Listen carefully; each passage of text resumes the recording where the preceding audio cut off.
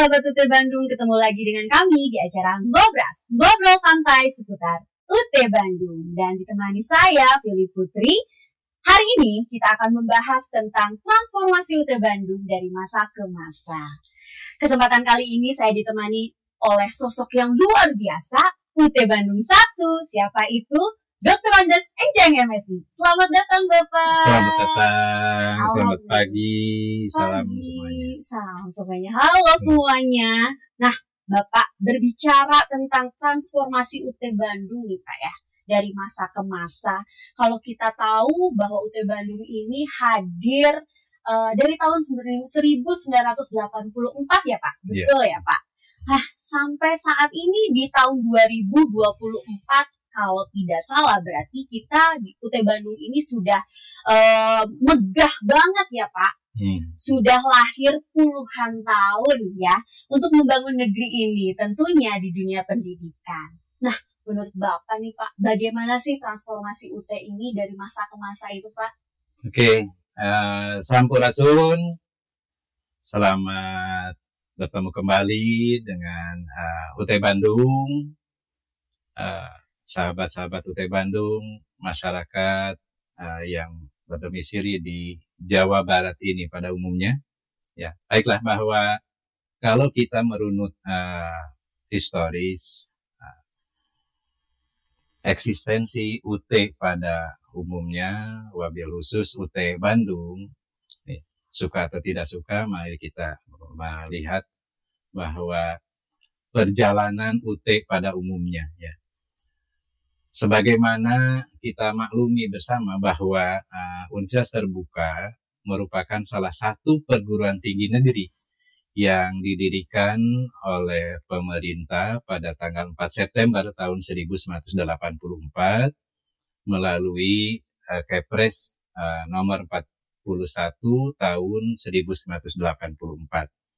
Jadi sekali lagi, status UT pada saat didirikan itu sudah jelas perguruan tinggi negeri. Nah, pada saat didirikan, UT itu memiliki tujuan untuk menampung atau untuk memberikan akses yang seluas-luasnya kepada masyarakat, khususnya lulusan SLTA dimanapun berada, karena pada saat itu kita dihadapkan kepada dua isu besar ya pada saat pendirian UT itu. Yang pertama adalah bahwa membludaknya atau banyaknya lulusan SLTA yang tidak tertampung di perguruan-perguruan tinggi tatap muka, baik perguruan tinggi negeri maupun perguruan tinggi swasta. Nah, yang kedua, pada saat itu, kita juga bangsa Indonesia dihadapkan kepada rendahnya kualitas guru. Oleh karena itu, tidak heran pada saat berdirinya UT, karena mahasiswanya itu sebagian besar adalah guru-guru, maka masyarakat lebih mengkonotasikan bahwa UT ini adalah perguruan tinggi khusus untuk guru-guru. Ya, seperti itu. Karena memang pada awalnya UT didirikan itu untuk mengatasi dua isu besar itu. Rendahnya kualitas guru, kemudian membludaknya lulusan SLTA yang tidak tertampung di berbagai perguruan tinggi, baik negeri maupun swasta. Nah, jadi pada saat UT didirikan itu untuk menjawab dua tantangan besar itu. Ya, seperti itu. Nah,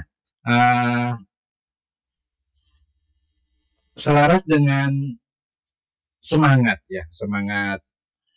gerakan pendidikan terbuka dan jarak jauh yang mulai menggema di kancah dunia melalui di awalnya berdirinya di Open University di Inggris. Nah, Universitas Terbuka memang mengusung semangat dan filosofi, semangat untuk memberikan akses tadi yang seluas-luasnya pemerataan pendidikan tinggi di kancah nasional. Bahkan nama Universitas Terbuka itu sendiri itu diinspirasi dari nomenklatur di Open University di Inggris itu. Ya. yang sekali lagi mencerminkan tadi semangat yang diusung di dalam penyelenggaraan sistem pendidikannya, yaitu tadi pendidikan terbuka dan jarak jauh. Jadi nama UT itu sendiri itu diinspirasi dari di Open University di Inggris ya.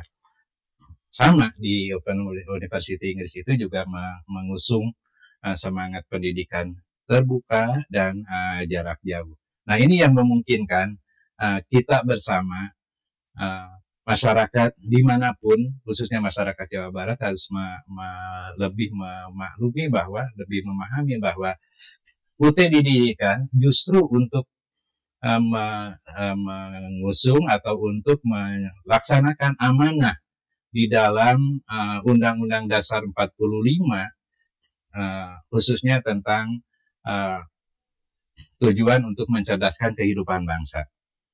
Kita tahu bahwa pendidikan itu menjadi semua hak setiap warga negara, siapapun gitu ya. Nah, ini yang harus kita sadari bersama bahwa UT semata-mata didirikan untuk pemerataan pendidikan, khususnya pendidikan tinggi di negara kita. Selanjutnya pada kalau kita setback gitu ya, atau sebelumnya gini, pendidikan terbuka, pendidikan jarak jauh yang mungkin masih ada yang masih asing dengan istilah tersebut di negara ini, di masyarakat. Yang kita maksudkan dengan pendidikan yang terbuka ini adalah bahwa dari awal UT itu mengusung filosofi pendidikan terbuka dan jarak jauh. Terbuka artinya bahwa siapapun masyarakat Indonesia, masyarakat Jawa Barat bisa menjadi mahasiswa UT. Tidak dibatasi oleh usia, tidak dibatasi oleh tahun ijazah, tidak dibatasi oleh ruang dan waktu. Hanya satu yang menjadi pembatasannya untuk UT Indonesia ya, untuk UT Indonesia atau untuk UT kita ini. Apa tuh, ya. Pak?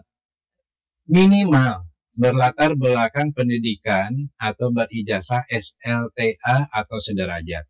Artinya boleh mau lulusan SMA, SMK, madrasah aliyah, atau yang setara dengan itu, gitu ya. Bahkan lulusan paket C pun bisa menjadi mahasiswa UT. Kalau misalnya masyarakat menanyakan, wah saya, kalau biasanya ya di perguruan tinggi lain, tahun ijazah ini menjadi salah satu pembatasan yang bisa diterima lulusan tahun segini sampai segini. Di UT tidak. Mau lulusan tahun jebot, tahun apapun ya silahkan. Itu gitu masa ya. terbukanya. Ya, masa terbukanya. Nah, kemudian kita samakan dulu persepsinya ya tentang jarak jauhnya ini nih. Gimana nih Pak jarak bahwa jarak jauh yang dimaksud dengan pendidikan jarak jauh itu adalah bahwa proses pembelajarannya tidak harus tatap muka. Tidak harus tatap muka. Nah, sekali lagi ya, ini harus kita maknai nih. Saya ulang lagi nih, bahwa pendidikan di universitas terbuka dengan mengusung pendidikan jarak jauh, bahwa proses pembelajaran tidak harus tatap muka. Kalau tidak harus tatap muka, berarti tidak haram kalau UT pun menyelenggarakan atau memberikan layanan di dalam proses pembelajarannya tatap muka. Hanya nanti berbeda nomenklaturnya. Mau seperti apa gitu ya, yang disebut tidak harus tatap muka ini. Nah, yang umum bahwa pendidikan jarak jauh ini yang jelas bahwa ada keterpisahan antara pendidik, dalam hal ini misalnya dosen, dengan peserta didik, dalam hal ini mahasiswa. Keterpisahan seperti itu. Dan proses pembelajarannya itu lebih mengutamakan melalui berbagai media. Media cetak, media non-cetak, sampai ke media-media lainnya sesuai dengan perkembangan teknologi informasi dan komunikasi. Nah, kita kembali ke ini dulu ya, itu yang dua filosofi yang diusung oleh UT sebagai perguruan tinggi negeri tadi. Nah, pada tahun pertama UT didirikan, ya, UT hanya membuka 4 program studi. Hanya 4 ya Pak? Iya, pada tahun pertama itu 4 program studi sarjana atau S1. Apa aja tuh Pak? Ada administrasi negara, kemudian ada juga administrasi niaga, sekarang administrasi bisnis namanya. Administrasi negara, sekarang administrasi publik, gitu ya. Kemudian ekonomi dan studi pembangunan, serta statistik. Nah, itu cikal bakal prodi yang di UT pada masa didikan itu hanya 4 itu yang ditawarkan. Tapi masyarakat atau sahabat UT Bandung sekarang kan sudah sangat variatif layanan pendidikan di kita. Di UT sudah ada program diplomanya, ada program sarjana strata 1-nya, ada program magister S2-nya, ada program doktoralnya. Jadi sudah lengkap banget sekarang itu ya, UT memberikan layanan pendidikannya. Nah, selanjutnya sejak bulan Agustus ya, kalau tidak salah bulan Agustus 2011, 15 Agustus 2011, nah UT berubah status dari perguruan tinggi negeri Satker, Satuan Kerja, berubah status menjadi perguruan tinggi pemerintah, ya, pengelolaan keuangan Badan Layanan Umum, BLU ya Pak? BLU. Nah, itu sejak 15 Agustus 2011. Nah, status ini diperoleh karena apa? Ya, karena prestasi UT, karena kualitas pengelolaan UT. Nah, dengan berubahnya status menjadi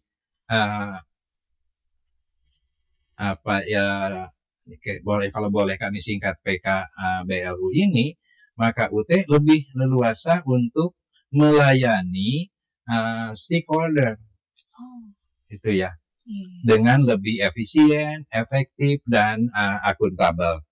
Nah, kalau misalnya sahabat UT Bandung menanyakan apa sih bedanya Satker dengan PKBLU, ya.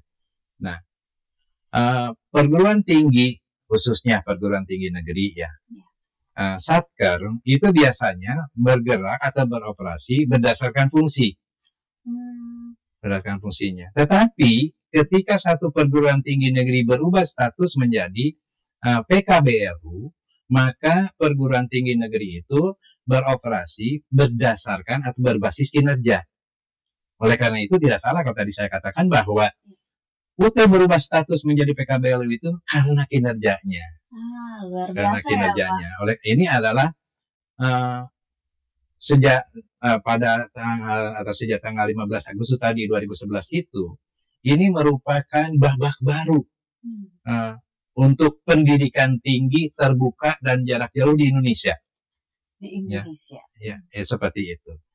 Nah, selanjutnya bahwa karena prestasi, karena kualitas UT sendiri, maka sejak tanggal 20 atau sejak bulan Oktober tahun 2022, UT mendapat apresiasi kembali dari pemerintah. Luar biasa banget. Bertransformasi menjadi perguruan tinggi negeri badan hukum. Artinya bahwa UT memiliki otonomi yang lebih luas, memiliki satu keleluasaan di dalam melayani pendidikan khususnya pendidikan tinggi di Indonesia. Nah, berarti pemerintah pun mengakui keberhasilan kinerja universitas terbuka. Betul, ya seperti itu. Karena gini, status UT perguruan tinggi negeri badan hukum, dan perlu masyarakat sahabat UT Bandung juga ketahui bahwa perguruan tinggi negeri badan hukum ini merupakan kelas tertinggi di perguruan tinggi negeri. Jadi ada tiga kan, ada tiga katakanlah kategori gitu ya, klasifikasi perguruan tinggi negeri. Saya tidak akan membahas yang swasta ya. Perguruan tinggi negeri itu satu, yang perguruan tinggi negeri satuan kerja. Kemudian kalau kinerjanya itu bagus, naik statusnya menjadi perguruan tinggi negeri PKBLU itu tadi. Ketika lebih bagus lagi, kelas yang tertingginya, anak-anak milenial mungkin menjadi kelas premiumnya gitu ya. Perguruan tinggi negeri badan hukum. Nah, dengan perguruan tinggi negeri badan hukum ini, yang jangan juga dikonotasikan kalau sudah menjadi perguruan tinggi negeri badan hukum, artinya bahwa perguruan tinggi negeri itu bisa dengan semena-mena menaikkan uang kuliah, tidak. Meskipun UT berstatus perguruan tinggi negeri badan hukum, yang perlu masyarakat ketahui bersama adalah bahwa UT tetap mempertahankan keterjangkauan, keluasan layanan, kemudian juga kemudahan-kemudahan di dalam menempuh pendidikan tinggi di Indonesia. Sebagai jadi tujuan awalnya betul, ingin merangkul semua masyarakat Indonesia ini betul seperti itu. Ya, Pak? Nah, kuliah, gitu. Jadi evolusi UT Bandung sudah barang tentu mengikuti tadi perkembangan secara umum UT, karena sekali lagi UT Bandung ini merupakan salah satu UT daerah yang dimiliki di negeri ini, yang menjangkau khususnya untuk masyarakat atau sahabat UT di Jawa Barat. Itu kira-kira ya Phil, yang bagaimana perkembangan perubahan transformasi Universitas Terbuka umumnya atau UT Bandung pada khususnya. Dan yang perlu kami tegaskan sekali lagi, karena beberapa hari yang lalu saya itu masih mendengar, ini masyarakat tidak jauh dari Bandung yang masih mempertanyakan UT ini negeri atau swasta gitu ya. Yang jelas UT ini negeri, dan statusnya ini sekarang sudah di kelas sebagai perguruan tinggi negeri badan hukum, yang levelnya kalau di Indonesia perguruan tinggi negeri badan hukum ini baru ada 21 di antara 145 PTN di Indonesia. Gitu. Jadi kedudukan UT misalnya sudah setara tuh dengan UI, kalau di Bandung Unpad, ITB, UPI, Jawa Tengah ada Undip, Jogja ada UGM, Jawa Timur ada Universitas Brawijaya, UNER, Universitas Airlangga, kemudian ITS, itu Teknologi Surabaya. Nah itu ya 10 November kan Surabaya ya, ITS itu. Ya seperti itu ya. Iya Pak, jadi transformasi mahasiswa UT pun mengalami perubahan ya Pak, dari awal sampai saat ini. Apa nih Pak yang Bapak rasakan dengan perubahan mahasiswa UT saat ini Pak? Oke. Di awal kita mahasiswa UT itu pada umumnya didominasi oleh para guru-guru ya, dalam rangka meningkatkan kualifikasi pendidikannya atau kompetensi dari guru-guru itu, karena tadi isu besar yang pertama itu tadi adalah rendahnya kualitas guru-guru. Maka pemerintah merasa berkewajiban untuk mengupdate kompetensi, kualitas guru-guru itu melalui Universitas Terbuka atau yang dititipkan, diamanahkan kepada Universitas Terbuka. Seiring dengan berjalannya waktu, maka mahasiswa UT yang pada saat ini alhamdulillah menjadi barangkali ya Universitas Mega University, Universitas Terbuka itu, karena memiliki mahasiswa sebanyak 525.266. Ini tidak ada perguruan tinggi negeri ataupun bahkan swasta yang bisa menandingi besarnya mahasiswa UT ini. Nah, pada saat ini seiring dengan berjalannya waktu, maka mahasiswa UT lebih didominasi oleh anak-anak milenial. Ya, Gen Z. 60% mahasiswa UT sekarang itu sudah bergeser ke situ. Artinya bahwa masyarakat, sahabat UT tidak perlu ragu lagi bahwa kadang gini ya, tren ke depan, ke depan, proses pembelajaran atau rasa gampangnya perkuliahan itu lebih mengarah ke perkuliahan sebagaimana sekarang yang dilakukan oleh UT. Itu ya, seperti itu. Jadi bukan hanya pada saat pandemi COVID-19 itu ya, bahwa seolah-olah semuanya menjadi UT semuanya gitu ya. Nah, ke depan akan seperti itu. Dan kita pelopor ya. Betul. Dan ini yang perlu dicatat itu, kita sebagai pelopor, maka yang dunia ke depan pada umumnya itu lebih mengarah ke proses-proses atau praktek-praktek pendidikan yang diterapkan oleh UT. Kalau misalnya UT sudah lebih dulu seperti itu, kenapa? Nah, tinggal sahabat UT Bandung yang atau masyarakat yang lebih menjadikan UT ini bukan sebagai alternatif kedua, tetapi alternatif utama. Untuk menuntut pendidikan, khususnya pendidikan tinggi di negeri ini. Benar itu kira-kira seperti itu ya. Iya ya Pak, sekarang itu saya lihat juga mahasiswa UT itu sudah Gen Z semua ya Pak. Betul. Cahayanya lebih baru lagi gitu. Dan saya yang tua ini harus menyesuaikan dengan mereka. Makanya kalau bila artinya bahwa kita semuanya, staf UT, dosen-dosen di UT ini juga harus menyesuaikan dengan tuntutan pelanggan kita, stakeholder kita, mahasiswa kita ya seperti itu. Bapak, banyak sekali nih Pak perguruan tinggi yang bermunculan saat ini ya Pak di muka bumi ini. Nih kalau Bapak boleh pertegas kembali ya Pak, perbedaan universitas terbuka dengan perguruan tinggi lain itu seperti apa nih Pak? Oke, kita kembali ke tadi. Yang perbedaan yang sangat mendasar itu sebetulnya hanya pada proses atau pada modus pelaksanaan proses pembelajarannya. Perguruan tinggi lain lebih mengedepankan proses pembelajaran tatap muka, tetapi UT tidak, gitu ya. Itu perbedaannya. Kalau begitu kualitasnya juga berbeda. Tidak. Bahkan kalau boleh kami katakan bahwa salah satu bukti ini kualitas pendidikan UT itu seperti apa. Dalam penerimaan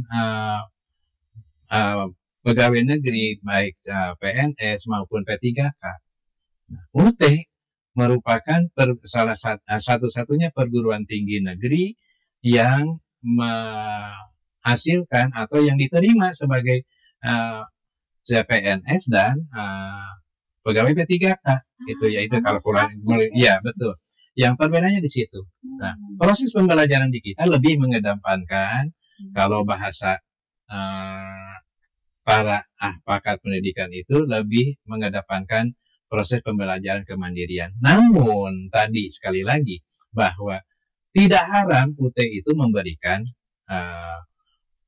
layanan pendidikannya tatap muka. Yang berbeda di situ di dalam proses pembelajarannya. Kita lebih mengedepankan pendidikan dalam konsep atau di dalam nomenklatur jarak jauh itu tadi, maka berbagai layanan pendidikannya lebih jadi bantuan belajar ke mahasiswanya itu lebih beragam.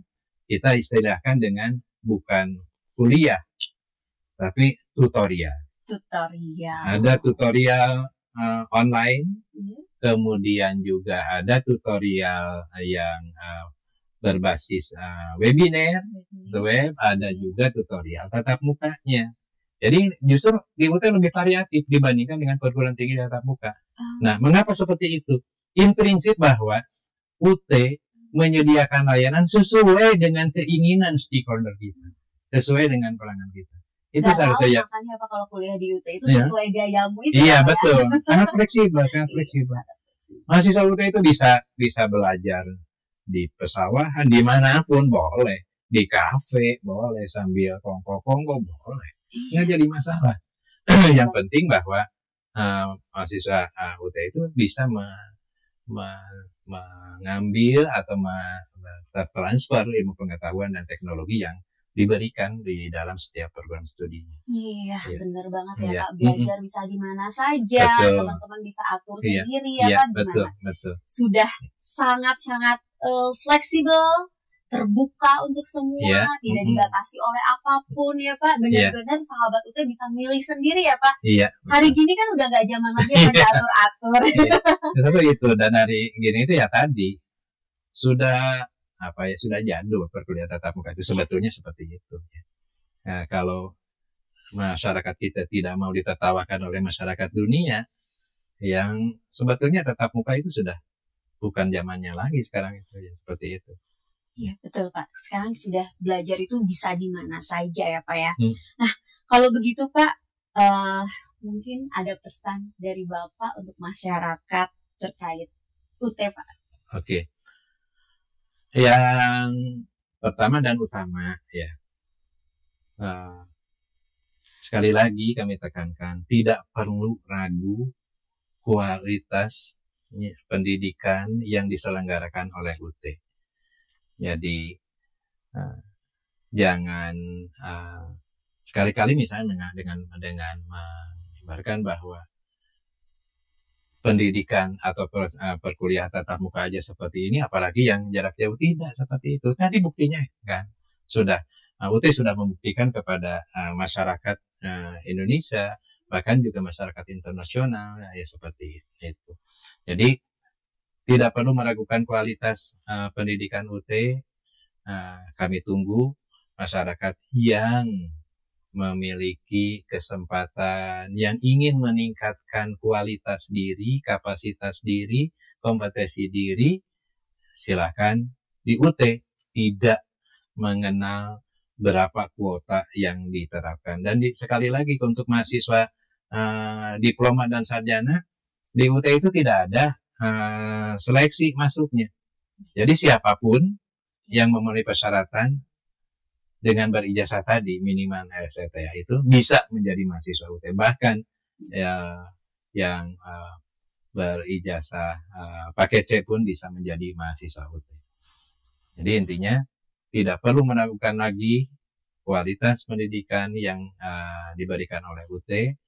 Status UT dengan perguruan tinggi negeri ini jadi jadikanlah UT sebagai pilihan pertama dan utama di dalam menempuh pendidikan tinggi di Indonesia ini, khususnya di Jawa Barat ini.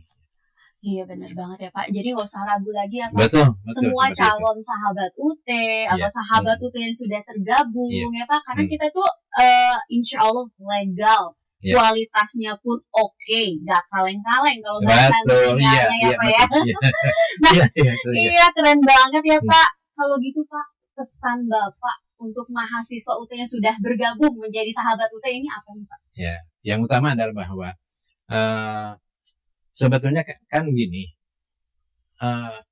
menjadi mahasiswa di perguruan tinggi manapun, in prinsip itu sama. Yang menentukan kualitas diri kita itu bukan yang lain, tapi kita sendiri melalui upaya kita sendiri, gitu ya. Artinya bahwa satu, bagi mahasiswa UT terus pelihara semangat belajar, karena kita lebih mengedepankan kemandirian di dalam belajar, maka semangat belajar, kedisiplinan untuk belajar, ya. Sempatkan atau luangkan waktu untuk belajar, ya. Ya tadi belajarnya mau di mana saja boleh saja, nggak jadi masalah gitu ya. Mau sambil mandi kayak mau sambil tiduran boleh, nggak jadi apa. Jadi pelihara semangat belajar, kedisiplinan belajar, dan satu hal yang perlu menjadi pegangan kita bersama mahasiswa UT atau yang sudah menjadi mahasiswa UT, bahwa yang menentukan kualitas kita itu sebetulnya adalah diri kita sendiri. Seperti itu. Jadi jangan misalnya ini nih gara-gara nilai ujian saya itu kurang bagus ya. Ya seperti itu. Nah, UT ini pelit-pelitan bukan kembali ke diri berkaca dulu gitu. Iya. Nah, terus semua coba bisa dilihat. Apakah semua mahasiswa ITB masuknya sama, keluarnya sama? Tidak. Gitu. Sama kayak seperti itu. Ya. Sama seperti itu. Kembali ke diri kita sendiri, ya. Pantang menyerah, bersemangat seperti itu. Karena itulah pada masa sekarang itu pejuang-pejuang sejati itu adalah pejuang-pejuang tangguh, termasuk diantaranya mahasiswa UT yang terus pantang menyerah untuk sampai mencapai satu titik di mana kita memimpikan atau sesuai dengan impian kita masing-masing, seperti itu. Oh, luar biasa nih Pak. Beberapa pesan sudah Bapak sampaikan, tapi kurang afdol nih Pak kalau Bapak tidak memberikan satu pesan lagi nih untuk tim UT Bandung nih Pak. Boleh? Apa nih Pak kira-kira? Yang jelas bahwa kita semuanya harus merasa berkewajiban gitu ya, karena kita sangat-sangat terbuka untuk semua masyarakat, khususnya masyarakat Jawa Barat ini. Nah, jangan lupa bahwa kita harus bisa melayani mereka dengan sebaik-baiknya, dengan layanan yang prima, kemudian juga semua, bukan hanya staf UT Bandung ya, termasuk mahasiswa-mahasiswa kita ya. Tolong informasikan keberadaan UT ini dengan baik dan benar. Gitu. Gaungkan. Iya, itu betul, harus digaungkan, karena fakta ya tadi masih banyak masyarakat kita mau depan, belakang, atas, bawah gitu ya, yang belum mengetahui secara persis UT itu seperti apa gitu. Terus siapa lagi kalau bukan kita ya sekarang ya itu kan. Dan tadi ya seperti saya katakan bahwa kalau kualitas UT itu bukan hanya nasional diakuinya itu, tetapi internasional. Ini terbukti dari apa?